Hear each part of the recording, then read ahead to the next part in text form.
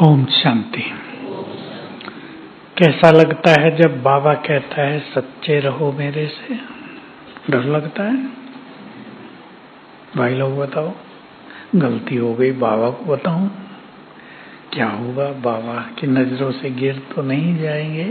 कई प्रश्न मनुष्य के मन में उठते हैं, डर भी रहता है। इसलिए सभी लोग बाबा जब साकार में थे तब भी, दादियों के आगे भी सच बोलने से हिचकते थे। मनुष्यों के आगे सच बोलने में तो हिचक हो सकती है, वो बड़ा नेचुरल है। निमित्त आत्मा अगर बहुत महान है तो वो गलतियों को समाकर अच्छी बात करने की बल देंगी, आगे बढ़ाएंगी। निमित्त आत्मा यदि महान नहीं है तो उसका दृष्टिकोण बदल जाता है। बाबा से सच्चे रहना। बाबा की एक बात सुना देता हूं। साकार में बाबा थे तो कहते थे, बाबा को जब कोई बच्चा आकर अपनी कमजोरी सुनाता है तो बाबा अमृत वेले उसे करंट देते हैं कि इस बच्चे की ये कमजोरी निकल जाए।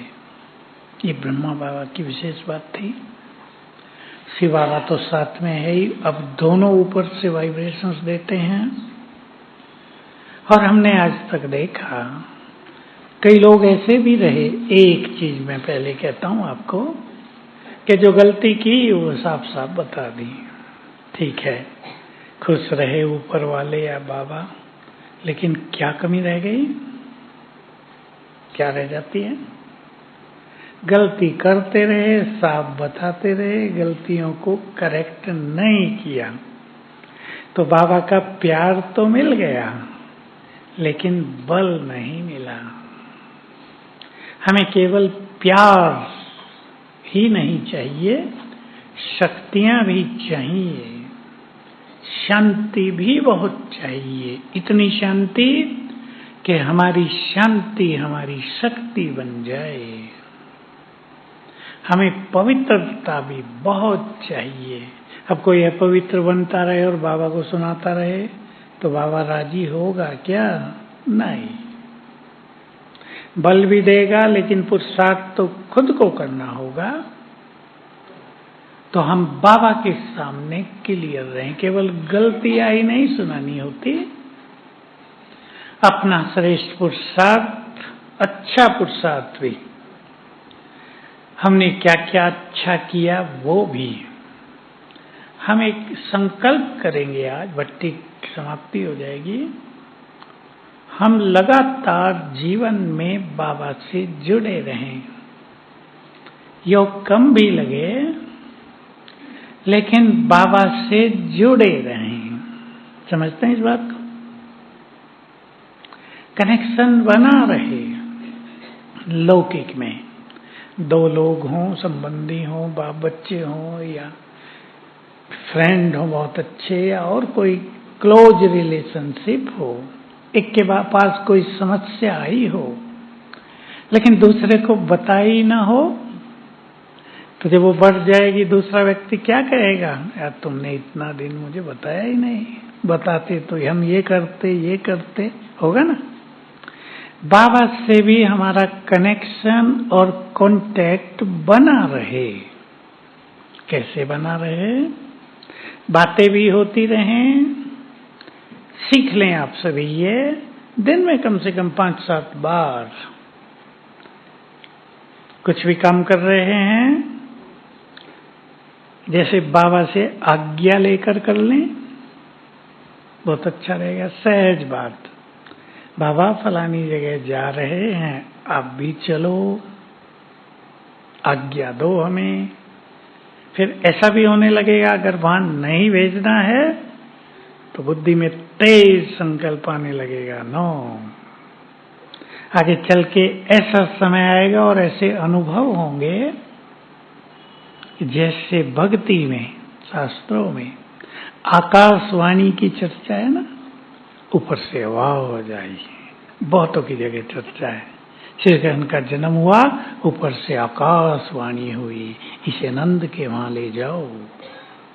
तो ऐसा लगेगा कि ऊपर से आवाज आई है, पावरफुल आवाज आई है, क्लियर। टचिंग अलग चीज है, जो बुद्धि में आती है, मन में संकल्प आता है, लेकिन ये आकाशवाणी जैसा होगा। ये कईयों को अभी भी होता है, ये न करो या वहां न जाओ। और अगर हम बाबा से कनेक्ट होकर रहेंगे तो हमें इसके अनुभव बढ़ते जाएंगे, होते जाएंगे, और फिर हमें विश्वास होगा कि बाबा हमें कब कब क्या क्या कह देता है। उत्तर हाँ ना में ही आ सकता है। तो बहुत अच्छे अनुभव रहेंगे, तो बाबा से जुड़े रहेंगे। पसंद है ये बात करते रहो, शुक्रिया करते रहो, केवल पूछना ही नहीं है, धन्यवाद देते रहो, बाबा को बुलाते रहो, वहां जा रहे हैं बाबा आप आ जाओ, साथ चलो, आपके बिना हम अकेले नहीं जाएंगे, साथ चलो। किसी भी आधार से बाबा से कनेक्ट रहने की प्रैक्टिस कर लें। प्रैक्टिस की बात है, नहीं तो बहुतों को भूल जाएगा, सवेरे भूलेंगे तो रात को ही याद आएगा। इसलिए प्रैक्टिस बहुत आवश्यक होती है। भगवान राजी होता है सच्चाई पर, केवल यही बात नहीं, हमारे अंदर सत्यता की शक्ति होनी चाहिए। केवल सच बोलने की बात नहीं है। कलयुग में तो बहुतों का प्रश्न रहता है, अपने भाई बहनों का भी, जो काम धंधों में हैं, ऑफिस में हैं, कि हर जगह सच बोलने से गड़बड़ बहुत होती है। क्या अनुभव भाइयों का? अब बीच के जो अधिकारी होते हैं वो बहुत प्रश्न करते हैं। सब इंस्पेक्टर है, पुलिस इंस्पेक्टर है, मिलिट्री में बीच में है अधिकारी, ऊपर भी हैं नीचे भी हैं, वो बहुत पूछते हैं। भाई ईमानदारी से चलेंगे तो हमारा ट्रांसफर ऐसी जगह कर दिया जाता है जहाँ न स्कूल हो बच्चों के लिए, न कोई सुख सुविधा के साधन हो, मकान भी ढूंढते ही रहो कहाँ मिले। तो परेशान करते हैं बड़े अधिकारी। फिर मैं बोल रहा हूँ इसका मतलब मैं किसी की बुराई कर रहा हूँ, ऐसा नहीं, पर ये बहुतों के साथ घटित हो रहा है। बीच वाले न लें तो ऊपर वाले दुखी, ये कहाँ से आ गया हमारे बीच में, हटाओ इसे, किसी ऐसे को रखो जो आमदनी कराए अच्छी। भाई लोग अनुभवी है ना। तो कलयुग में पूरी सच्चाई तो कितनी चलती है आप सबको अनुभव है। संगठनों में भी होता है, पूरा सच बता दें, जिसको बताया, जैसे मैंने कहा, वो कितना योग्य है कि सत्य को सम्मान देता हो। मैं एक उदाहरण देता हूँ। एक माता आई, उदाहरण ये बिल्कुल सच्चा है, घटना है। कहा मेरे लड़के की शादी हुई, 1-8 साल हुआ है, बहू ने अपने पति को अपने द्वारा की गई कोई गलती बता दी 5 साल पहले की। अब वो लड़का इतना दुखी हो गया, नाराज हो गया कि उससे बोलना बंद कर दिया और डिप्रेशन की ओर चला गया। अब माँ के लिए बहुत दयनीय स्थिति। उन्हें कहा मेरी जो बहू है बहुत अच्छी, गुणवान, उसने सच्ची बात अपने पति को बताई। पति को भी बताइए ना, नजदीक तो वही है। तो पति को क्या करना चाहिए था? मैंने बताएं, एक्सेप्ट करके, उसे हल्का करके और अच्छी खुशी की बात कह के अपने जीवन को सुंदर बनाना चाहिए था। वो ये भी कहता है इसे छोड़ना है मुझे। अब माँ की समस्या, न वो बहू को छोड़ना चाहती और बच्चे को तो छोड़ ही नहीं सकती। तो ऐसी परिस्थिति आती है। इसलिए सत्य भी सोच समझ कर, भगवान से सत्य अलग बात, लेकिन संगठनों में सत्य के बारे में थोड़ा सावधान भी रहना है। इसका अर्थ ये नहीं हम झूठ बोलेंगे, पर हमारे पास सत्य की शक्ति भी हमें धारण करनी होती है। क्या है सत्य की शक्ति?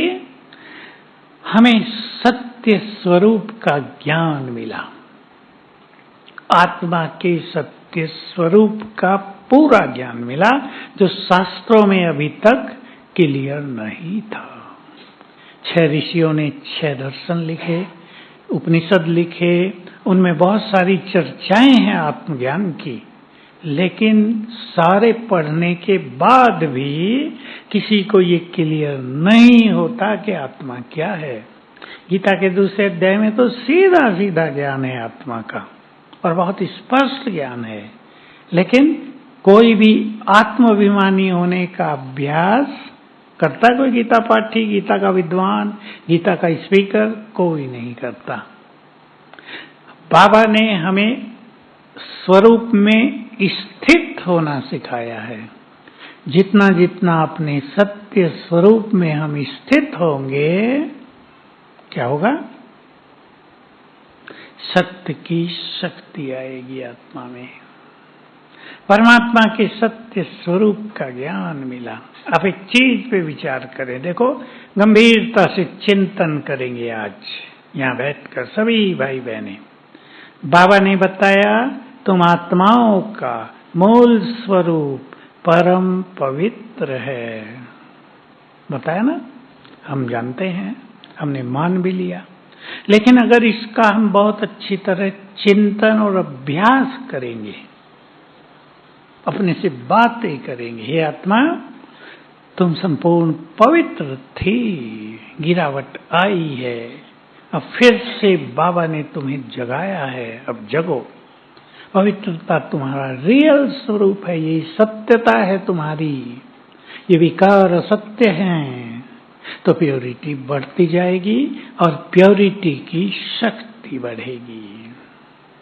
तो भगवान को राजी भी करना है सत्यता से, अपने अंदर सत्य की शक्ति भी भरनी है, और बुद्धि को साफ भी करना है। सच्चाई सफाई 2 शब्द हैं। इसका चिंतन स्वयं करना है। मैं चिंतन को आगे बढ़ा रहा हूं, लेकिन करना होता है अपने मनस को अपने आप। थोड़ी ये गहन सब्जेक्ट है, लोग इसको कम समझते हैं। सफाई किसे कहते हैं, बोलो किसे कहते हैं? मैंने बताएं पहले, फिर भाई सोच लें। व्यर्थ से मुक्त, और बोलो, और शुद्ध संकल्पों से भरपूर, बोलो बहने, और हाँ, अंदर बाहर, शरीर की साफ की बात नहीं, क्या मीनिंग क्या उसका? ट्रांसपेरेंट, और बोलो पर चिंतन से मुक्त। बुद्धि को मैला किया है, सफाई के विपरीत मैला। बुद्धि को मैला किया है किसने? देखो, पवित्र बनने के बाद भी बहुतों की बुद्धि मैली रहती है, साफ नहीं रहती। दूसरे के प्रति दृष्टिकोण कैसा है? बहुत लोग तो ये देखते रहते हैं, ये ऐसा, ये ऐसा, ये ऐसा। अब तो खैर भट्टी में आए हो, जो लोग पार्टियों में आते हैं, बहुत लोग तो इधर उधर घूमते हैं, कहाँ क्या गड़बड़ हो रही वो देखो, यहाँ कौन क्या गड़बड़ कर रहा है उसको नोट करो, जाके बताएंगे हम देख आए वहां सब कुछ, ये होता है। क्या नहीं देखा? बोलो, और इससे भी नजदीक आ जाओ। अपने को नहीं देखा। अपने को जो नहीं देखते वो दूसरों को देखते रहते हैं, और जो दूसरों को देखने में रहते हैं उनकी बुद्धि में मैला भर जाता है, गंदगी भर जाती है। गंदगी भरी है ईर्ष्या, द्वेष, नफरत, घृणा से। हमें अपने को रिफाइन करना है, प्योरीफाई करना है। केवल पवित्रता ब्रह्मचर्य की बात तो है ही, लेकिन केवल वही नहीं, बुद्धि साफ हो जाए। ये जो छोटे छोटे मनोविकार हैं जो आत्मा को मैला कर रहे हैं, इससे हम मुक्त हो जाएं। और सभी एक बात का चिंतन करें। टीचर बहनें बहुत हैं, बहनें आगे आ जाओ जो खड़ी हैं। तो सबने बहुत बड़ा त्याग किया है। टीचर बहनों का भी बहुत बड़ा त्याग है, गृहस्थ वालों का भी बहुत बड़ा त्याग है या नहीं? आप समझते हैं आपका भी त्याग है? बहुत सारी चीजें छोड़ दी ना, छोड़ने के कारण ही तो गाली खानी पड़ती है। सब कुछ चालू रखें तो सब महिमा करेंगे ना, वाह नॉन वेज खा रहे हैं, लहसुन प्याज खा रहे हैं, कितने अच्छे हैं ये, होटलों में जा रहे, डांस क्लब में जा रहे, वाह कितना अच्छा जीवन है इनका। आपने त्याग कर दिया, कुछ अलग मार्ग अपना लिया तो लोग विरोध करते हैं। अपना मार्ग छोड़ के कहाँ चले गए? यानी नरक से निकल के स्वर्ग में क्यों आ गए? इसका विरोध हो रहा है, इसी का हो रहा है ना। सब चाहते हैं गंदगी में ही पड़े रहें, और टीचर बहनों का त्याग और भी बड़ा है। घर भी छोड़ दिया, याद तो आता होगा थोड़ा थोड़ा, कोई बात नहीं, भूलते जाना। सफेद वस्त्र पहन लिए, बहनों को वस्त्र पहनने का कितना शौक होता है, माताएं जानती हैं। कितना बड़ा त्याग कर दिया। ज्वेलरी का कितना शौक रहता है, आजकल तो पहने ना पहने खरीदेंगे जरूर। हमारे पास माल है या नहीं है भाई, होना चाहिए, एक संपत्ति है अचल, वो त्याग है। मैं क्यों बता रहा ये बात आपको? अपने त्याग को वैल्यू दें, हमारा त्याग निष्फल न जाए। त्याग करके आए हैं, संकल्प ले लो आज, त्याग करके आए हैं तो बाबा से सब कुछ प्राप्त करके जाएंगे। भगवान के पास आकर आए हैं, खाली नहीं जाएंगे, खाली आए थे, अब भंडारे भरपूर करके जाएंगे। बोलो क्या विचार है? अच्छा विचार है या कुछ और? या गृहस्थ में तो हो ही नहीं सकता। बहन जी आगे आ जाओ, इसको आगे बोला, आगे आ जाओ, कुर्सी पड़ी एक खाली, 2 जगह हैं, बैठाओ भाई। तो पसंद है पीछे वालों को? चिंतन करो, अब आज लास्ट डे है आपका, जाए चाहे आप कल या परसों, पर चिंतन करो, भगवान सब कुछ देने आया है, खुले हाथ भाग्य बांट रहा है, मुझे उससे सब कुछ लेना है। नहीं तो त्याग करने वाले फिर पश्चाताप की लाइन में आ जाएंगे। कई बहनों का तो बड़ा बड़ा त्याग, अच्छी नौकरियां छोड़ दी, 1-1 लाख मिलते थे, अच्छे पद थे, सब छोड़ दिया। बहुत बड़ा त्याग होता है ये। हाईली एजुकेटेड मेरे पास आती हैं, मैं उन्हें यही कहा करता हूं, त्याग के बाद यदि श्रेष्ठ भाग्य न बना तो त्याग करने का मजा नहीं आएगा, त्याग तेज नहीं बनेगा, त्याग हमारा बल नहीं बनेगा, त्याग जीवन में नीरसता ले आएगा, विचार चलेंगे। वो जीवन सुख भरा था, 1 लाख मिलते थे, फ्री रहते थे, कोई बंधन नहीं था। मनुष्य के विचार तो चलते हैं ना, उसके विचारों को बांधा थोड़ा ही जा सकता है कि त्याग कर दिया, कुछ नहीं सोचना, भूल जाओ सब, कहने से तो नहीं होता। तो त्याग के बाद अच्छी तपस्या हो, भाग्य मिलेगा तपस्या से।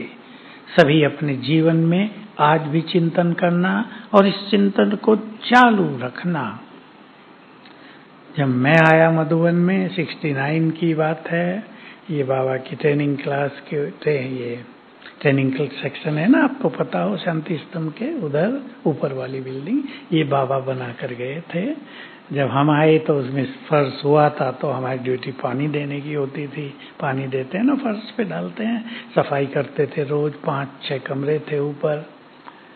तो बाबा कहा करते थे, ये बड़ी बड़ी छत बाबा ने तुम्हारे लिए बनाई है, एकांत में घूम के मनन करो।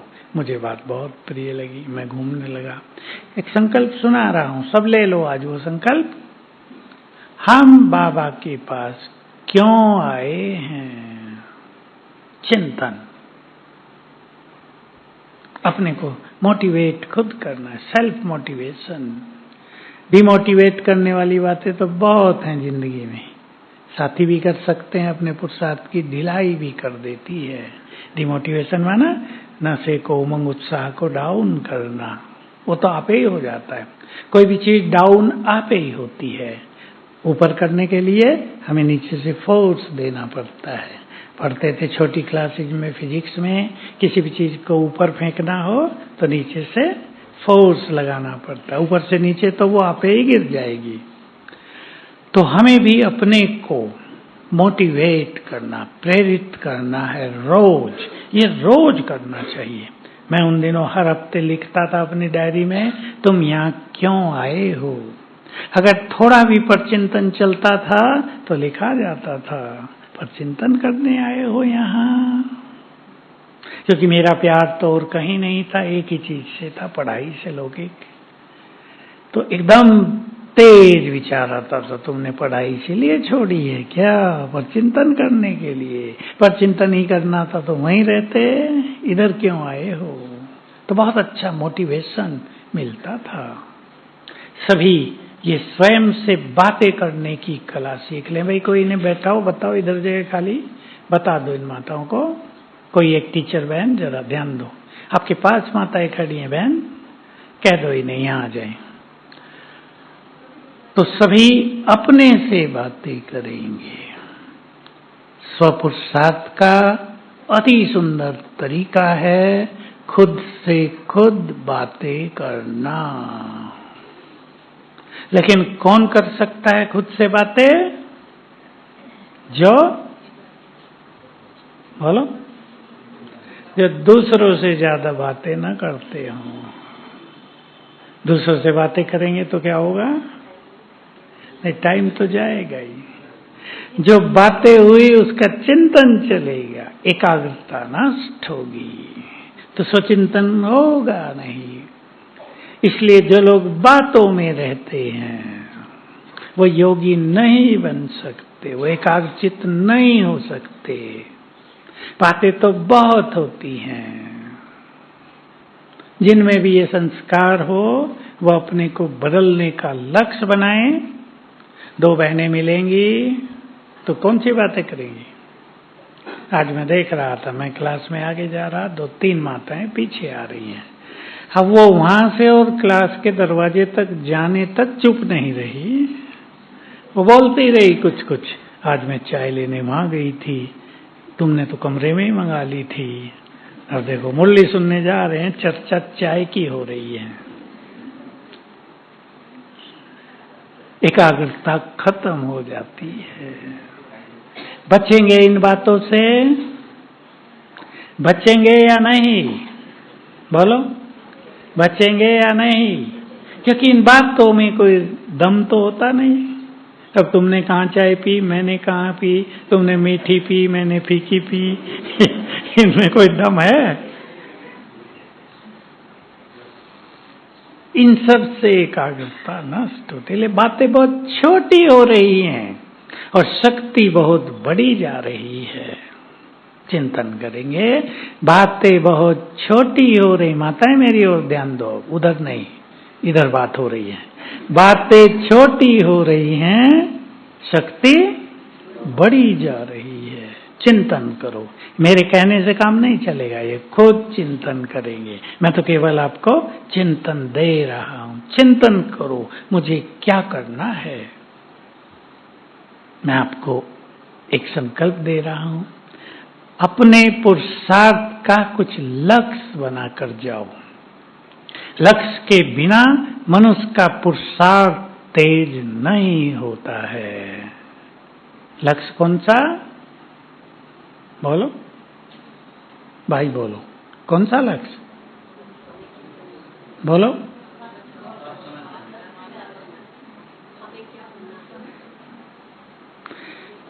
बाप समान बनना, कर्मातीत होना, संपूर्ण बनना, ये तो केवल कागज पे लिखने के लिए है।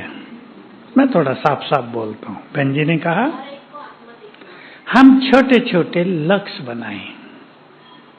देखो आप लक्ष्य बनाओ। बहन जी ने एक बात कही, सबको आत्मा देखना। आप लक्ष्य बनाओ, मुझे 15 दिन ये साधना करनी है कि हर एक के मस्तक में चमकती हुई मणि देखेंगे। और जिनको अच्छा पुरुषार्थ करना वो चार्ट लिख लो, और जिनको और अच्छा लिखना है करना है पुरुषार्थ, वो 4-4 घंटे का लिख लो। कैसे? सवेरे उठने से और जॉब पर जाने तक आत्मा देखने की प्रैक्टिस कितनी रही, परसेंटेज लिख दो, फर्स्ट सेकंड थर्ड लिख लो। उसके बाद जॉब आवर्स में कितना रहा, उसके बाद घर आने से रात्रि तक कितना रहा, तो 3-4 बार अटेंशन होगा कि ये करना है। और अच्छे पुरुषार्थ की विधि, ट्रैफिक कंट्रोल अगर आप बजाते हो, क्या करेंगे? हर ट्रैफिक कंट्रोल का एक लक्ष्य बना लो, कोई भी लक्ष्य बना लो। मुझे ट्रैफिक कंट्रोल में 5 स्वरूप का अभ्यास करना है, 1 मिनट के ट्रैफिक कंट्रोल में मुझे परम धाम में जाकर बैठना है। ऐसा ऐसा लक्ष्य बनाओ। लक्ष्य, धारणाओं को भी लक्ष्य में ले लो। 3 मास मुझे खुश रहना है, 3 मास मुझे क्रोध से मुक्त रहना है, 3 मास मुझे संतुष्ट आत्मा बनकर रहना है, 3 मास मुझे व्यर्थ सुनना ही नहीं है। कोई सुनाने आया है, मैं कह दूंगी नो, टाइम नहीं है अभी, भले उसे बुरा लगे। बुरा तो लगेगा जो आपको दिल की बात सुनाने आए हैं, लेकिन हमारा दिल तो मैला हो जाएगा ना, उनका दिल तो हल्का हो जाएगा। एक सच्ची कहानी सुना देता हूँ।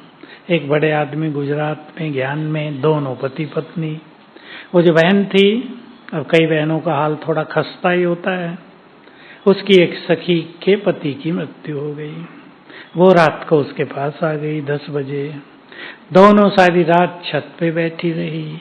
जिसके पति की मृत्यु हुई थी उसने 4-6 घंटे उसको अपनी सारी कहानी सुनाई। क्या हुआ आप हैरान होंगे सुन के। वो जो बहन थी बड़े घर की, पैरालाइज हो गया उसको। इतना नेगेटिव ले लिया।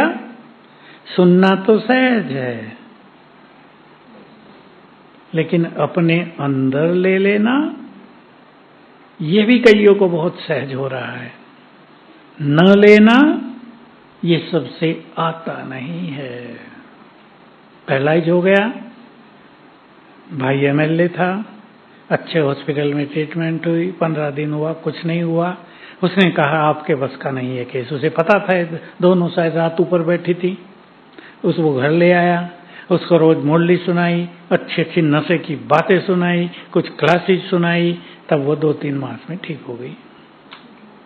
साइकोलॉजी। तो बहनों को विशेष रूप से मैं कह रहा हूं, बुरा नहीं मानना बहने, सब दुख लेना बचेंगे इससे, क्योंकि दुख संसार में बहुत बढ़ने जा रहा है, बढ़ गया है, लेकिन अभी अंदर है, थोड़ा बाहर आ जाएगा। उससे मेंटल डिजीज, मानसिक रोग बहुत बढ़ रहे हैं, शुरू हो गया। कल अमेरिका का एक डेटा मैंने अखबार में पढ़ा, बहुत लोग मानसिक रोगी हो गए हैं। 40% स्टूडेंट काउंसलिंग के लिए डॉक्टरों के पास आने लगे हैं। 40 था या 60 था।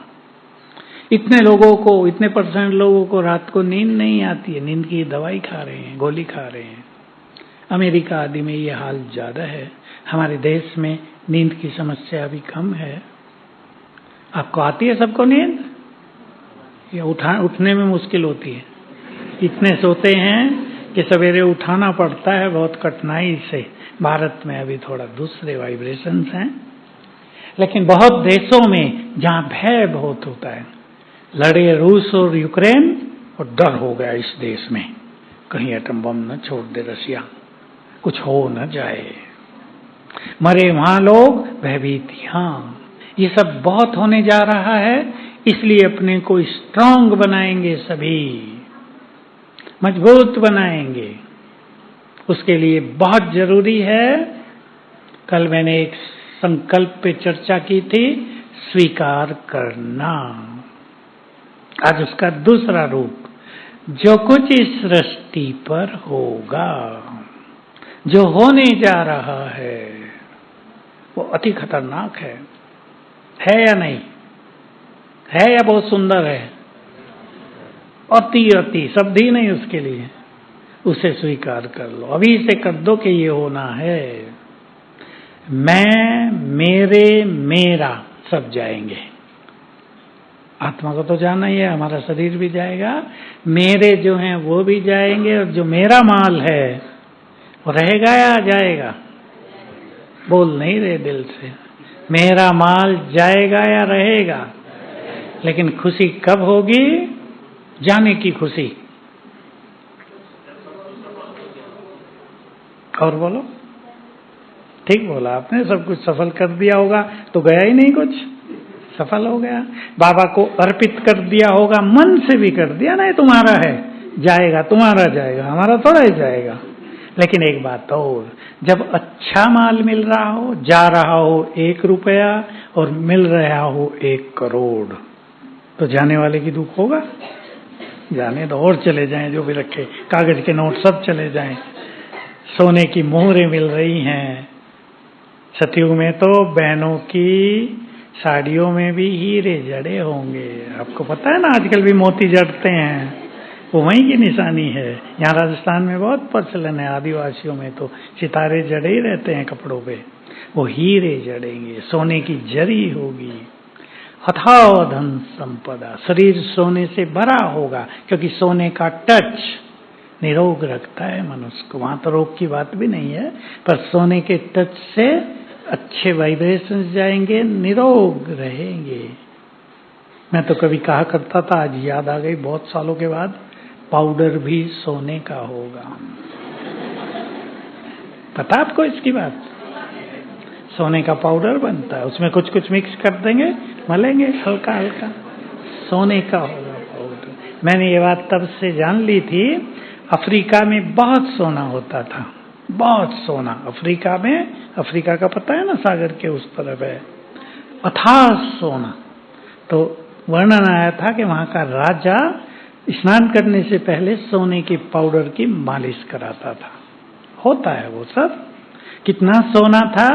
अंग्रेज गए वहां 300 साल पहले, देखा इनके पास बहुत सोना है लेकिन लोग बुद्धू हैं।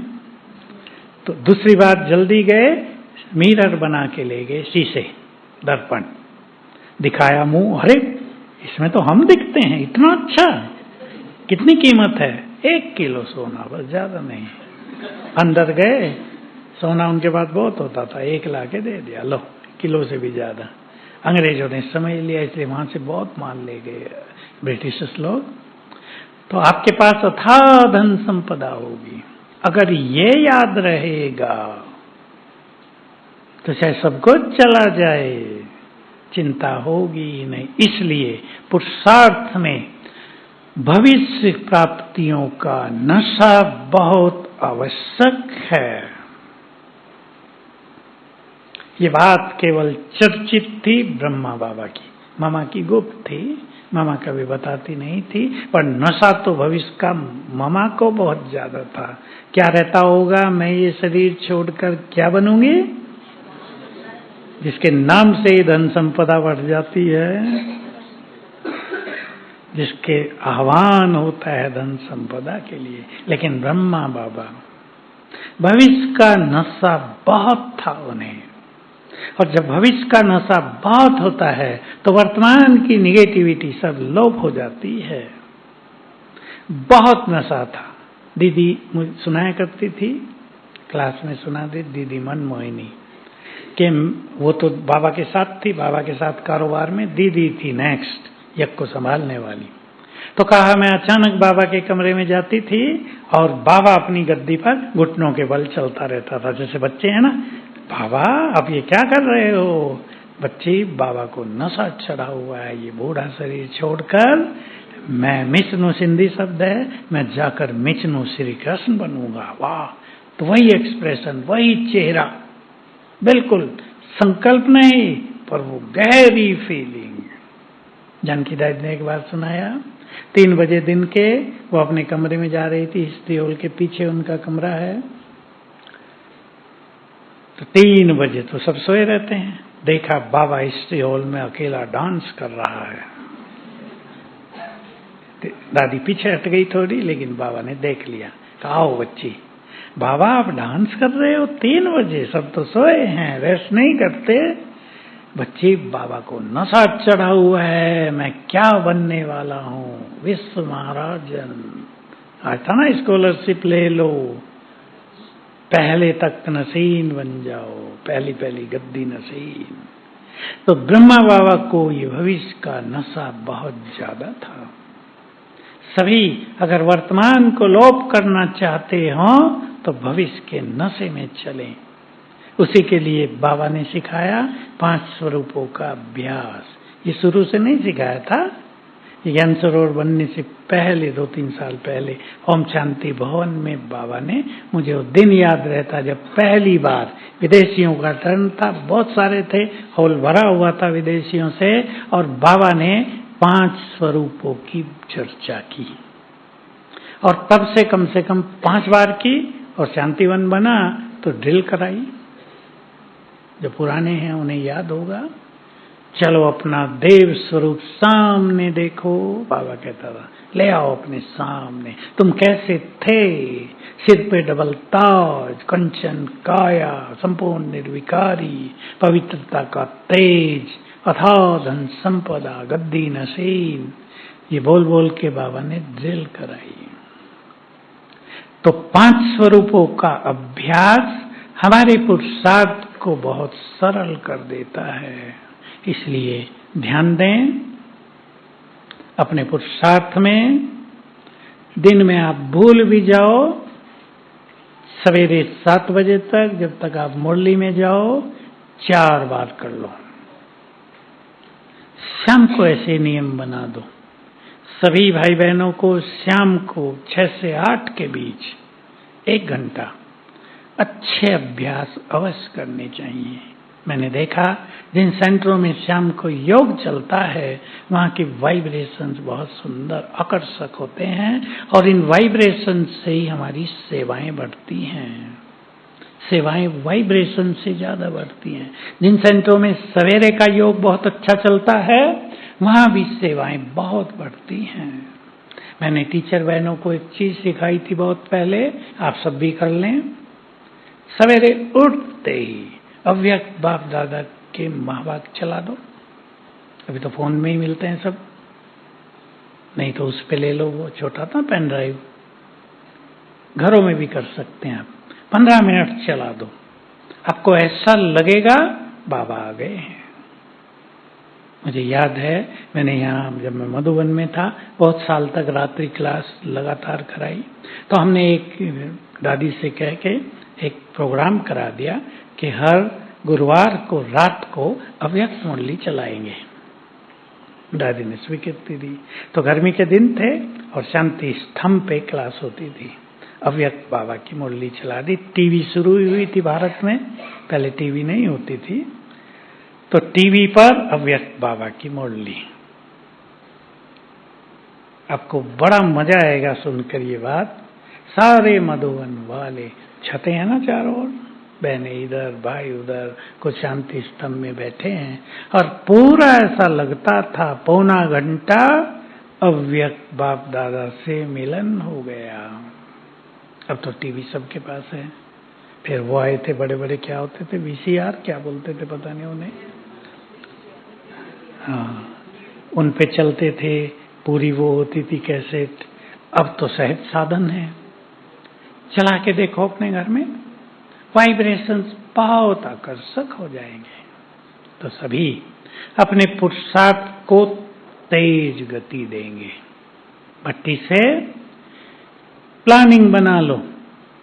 प्लानिंग ऐसी होनी चाहिए जो सिंपल एंड प्रैक्टिकल हो। ऐसी प्लानिंग नहीं कि कल से 2 बजे उठेंगे, फिर वो 2 ही दिन उठते हैं, तीसरा दिन सो जाते हैं, 6 बजे उठते हैं। ऐसी प्लानिंग नहीं, जो सदा चल सके अपनी अपनी दिनचर्या को देखकर। इसलिए सभी लोग एक सी प्लानिंग नहीं कर सकते। मैंने अपने जीवन में शुरू के सालों में बहुत तरह के चार्ट लिखे, उससे मैं समझ गया कि हर व्यक्ति एक जैसा चार्ट नहीं लिख सकता। हर एक की मेंटलिटी, हर एक के संस्कार, हर एक की क्षमताएं, हर एक के पुरुषार्थ का तरीका अलग अलग है, हर एक के कर्मों की कहानी अलग अलग है। सबको अपना चार्ट बनाना चाहिए। दूसरी बात सीखी थी, चार्ट में नेगेटिव अप्रोच ना हो। इसका अर्थ है उन दिनों हम लिखा करते थे टाइम वेस्ट हुआ, व्यर्थ संकल्प चले, तो रोज ही क्या लिखना पड़ता था? चले, टाइम वेस्ट हुआ। तो इससे क्या फायदा भाई? यह है निगेटिव अप्रोच। हमने फिर पहले 20 पॉइंट का चार्ट होता था बाबा के समय यहाँ यज्ञ में, फिर हमने देखा इसमें मजा नहीं आ रहा, उसको 10 पॉइंट का किया। और तीसरी चीज अनुभव की, किसी एक सा चार्ट सदा नहीं चलेगा, चेंज करो। कोई भी अच्छे से अच्छा चार्ट हो 3 मास के बाद बोर करेगा, चेंज कर दो। मुरलियों में जो जो पॉइंट आ रहे उनको लिखो। और पॉजिटिव अप्रोच का अर्थ है कि आज हमने ये अभ्यास किए।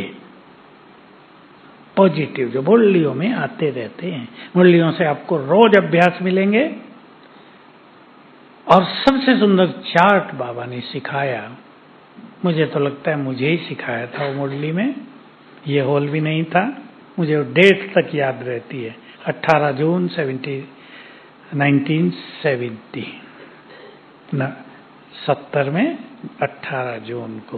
ये जो बड़े आदमी होते हैं वो अपना टाइम टेबल बनाते हैं, मिनट टू मिनट प्रोग्राम होता है ना। हमारे यहाँ भी गवर्नर आएगा, चीफ मिनिस्टर आएगा, प्राइम मिनिस्टर आया, तो टाइम टू टाइम प्रोग्राम बन जाता है। इतने बजे आएंगे, इतना बोलेंगे, फिर चाय पिएंगे या कमरे में जाएंगे या रेस्ट करेंगे। बाबा ने कहा तुम बड़े से बड़े आदमी हो, मन बुद्धि का टाइम टेबल बनाओ, सीख लें। अगर कोई आप में से करना चाहता है तो हमने हर घंटे का बना दिया। तब तक हम किचन में आ गए थे। हर घंटे का बना दिया, इस घंटे ये अभ्यास, इस घंटे ये अभ्यास, इस घंटे ये अभ्यास, सवेरे से लेकर 3 बजे से बनाया। 3:30 उठते, कभी 3 उठते। वो सबसे सुंदर तरीका था श्रेष्ठ तपस्या का। तो मन बुद्धि को एक काम दे दिया तो मन बुद्धि इधर उधर भटकेगी नहीं। आप बना लें ऐसा चार्ट। YouTube पे हमने इस पे क्लासेस भी बहुत कराई हैं, ये चार्ट भी दिए हैं। उन दिनों हमने मैगजीन में, मैं मैगजीन के लिए लिखता था, तो मैगजीन में भी शायद 92 था, और मैंने ये हर घंटे क्या अभ्यास करें ये ज्ञान अमृत में डाला। बहुत लोगों ने उसको फॉलो किया था, कुछ लोग अब तक फॉलो करते हैं, मुझे बताते हैं। स्थिति बहुत सुंदर हो गई, व्यर्थ खत्म हो गया, भिन्न भिन्न तरह के योग अभ्यास हो गए। क्योंकि योग अभ्यास में विभिन्नता जितनी होगी, वैरायटी अलग अलग, उतना ही योग लंबा समय चलेगा, 10-20 साल, और उतना ही रोज भी आनंद आएगा। अगर ऐसा नहीं करते, योग में बैठे बाबा को याद करना, लाल लाइट हो गई, मजा नहीं आएगा। एक लक्ष्य ले लें। मैं एक लक्ष्य बता रहा हूं आपको, ऐसे बहुत सारे लक्ष्य हैं। देखो, एक बहुत अच्छा अभ्यास है। अब आप जब योग करेंगे तो अभ्यास कर लेना, देह लोप हो गया, बच गई मैं निराकार आत्मा। आत्मा होते ही उड़ के बैठ गई अपने घर में, बाबा की किरणों के नीचे। मजा आएगा, थोड़ी देर भी कर लेंगे, बहुत मजा आएगा। ऐसे कुछ लक्ष्य लेकर योग करना चाहिए। अभ्यास कर लो। दूसरी ड्रिल बता रहा हूं, मैं आत्मा प्रकृति की कुटिया में हूं। अपने स्वरूप को देखेंगे। यहां से निकल कर गई परम धाम, बाबा के पास पहुंच गई। मैं उन दिनों ऐसा किया करता था, बाबा को टच कर दिया, उसके वाइब्रेशंस आने लगे। कुछ देर वहां, फिर मैं आत्मा वापिस आ गई, बैठ गई प्रकृति की कुटिया में। 10 बार कर लो। ऐसा लक्ष्य लेकर योग करने से टाइम सफल होता है, योग में रुचि होती है। तो सभी ऐसा बहुत अच्छा प्लान अपना बनाएंगे ताकि आपकी ये भट्टी यादगार बन जाए और सदा चलती रहे। कोई 3 पॉइंट अपने पास लिख लेना, कुछ छोड़ने की बात, कुछ अपनाने की बात, और कोई महान लक्ष्य। पसंद है? कर सकेंगे? सभी कोई ये ना सोचे माताएं बैठी हैं कि हम तो गृहस्थ में हैं, हम नहीं कर सकते। ये संकल्प नहीं करना। जो करना चाहें उन्हें कोई नहीं रोक सकता। मैं एक माता का अनुभव सुना के एंड करता हूँ। मेरे पास आई माता, ज्यादा आयु नहीं थी, 35 साल होगी। योग पे चर्चा कर रही थी। मैंने उसको कहा कि आप 8 घंटे योग का प्लान बनाओ। मैंने कुछ बातें कही, उसने बड़ी उमंग से कहा, और जो कहा वो विश्वास करने योग्य था कि नहीं भाई जी, मेरा चार्ट तो 12 घंटे तक होता है। मैंने उसका चेहरा देखा, चमक। मैंने कहा गृहस्थ में हो, बच्चे? क्या 2 बच्चे हैं, थोड़े बड़े हो गए हैं, पढ़ लिख रहे हैं। मैंने अपने को डिटैच किया हुआ, हम दोनों ज्ञान में हैं, बहुत अच्छी प्लानिंग करके पुरुषार्थ करते हैं। ऐसी कई माताओं को मैं जानता हूं, मैंने देखा, जिनका योग अभ्यास बहुत अच्छा है। जो करना चाहे उसे कोई नहीं रोक सकता। जो न करना चाहे वो चाहे बाबा के रूम में रहता हो, बैठा हो नहीं, मैं कह रहा हूं रहता हो, वो कुछ नहीं करेगा। इसलिए करना खुद को है। ओम शांति।